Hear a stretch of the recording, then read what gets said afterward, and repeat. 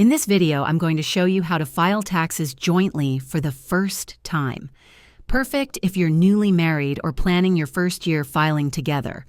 Filing jointly can often mean a bigger refund or a lower tax bill, so it's worth considering.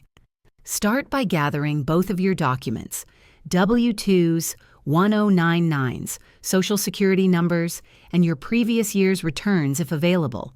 You can use online tax software like TurboTax, H&R Block, or file free taxes through the IRS website. When you start the process, select Married Filing Jointly as your status. Input both incomes, deductions, and credits. Be sure to review everything carefully before submitting. Once done, either e-file your return or print and mail it.